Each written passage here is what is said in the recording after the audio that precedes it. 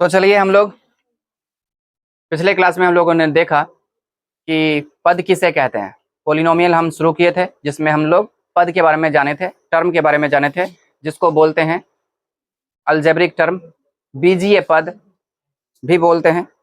ठीक है, तो पद के बारे में हमने जाना कि संख्या और चर के गुणनफल को पद कहते हैं, और कभी कभी सिर्फ संख्या दिखेगा तो भी वो पद कहलाएगा, क्योंकि उसमें जो चर है वो गुणा में है और उसका पावर 0 है, इसीलिए उसका वैल्यू 1 हो जाता है और वो संख्या को गुणा करके वो संख्या बना देता है, इसलिए वो भी एक पद है।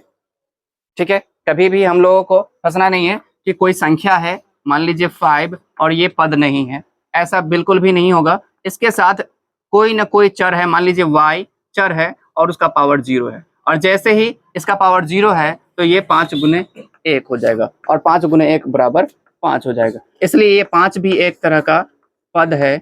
ठीक है, इंग्लिश में बोलते हैं अलजेब्रिक टर्म। क्या बोलते हैं? Algebraic term. ओके, या सिर्फ टर्म भी बोल सकते हैं, कोई दिक्कत नहीं है। ठीक है, पद बोलेंगे या नहीं तो टर्म बोलेंगे या नहीं तो अलजेब्रिक टर्म बोलेंगे। ओके, तो ये जो 5 है ये भी टर्म है, ये भी एक पद है। ओके जी, और एक और मैं एग्जांपल ले सकता हूँ 2x, ये भी पद है, इसमें चर भी है और चर के साथ गुणांक भी है। गुणा करने वाली संख्या को गुणांक कहते हैं। तो किसको गुणा करेगा? चर को। चर को गुणा करने वाली संख्या को गुणांक कहते हैं। चर के साथ जो गुणा करने वाली संख्या होती है उसे गुणांक कहते हैं। इंग्लिश में बोलते हैं कोएफिशिएंट। इंग्लिश में क्या बोलते हैं? कोएफिशिएंट। ओके, चलिए, ये चर की जगह पे कोई भी लेटर, कोई भी वर्ड हो सकते हैं।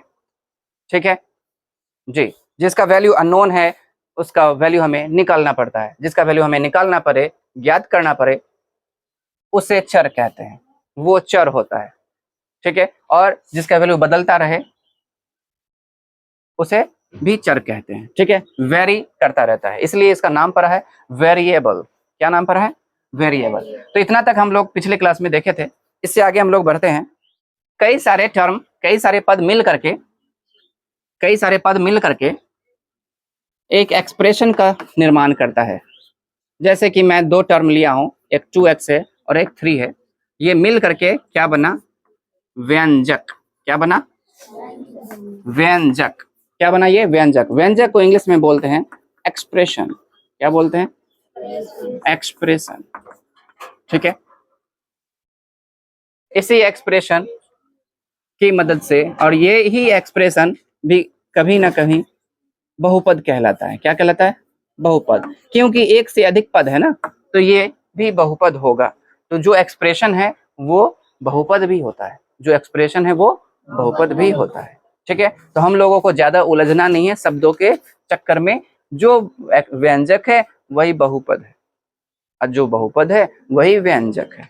व्यंजक का निर्माण जिस तरह से पद से होता है, पदों के मेल से होता है, वैसे ही बहुपद का निर्माण भी पदों के मेल से होता है और एक पद से भी होता है।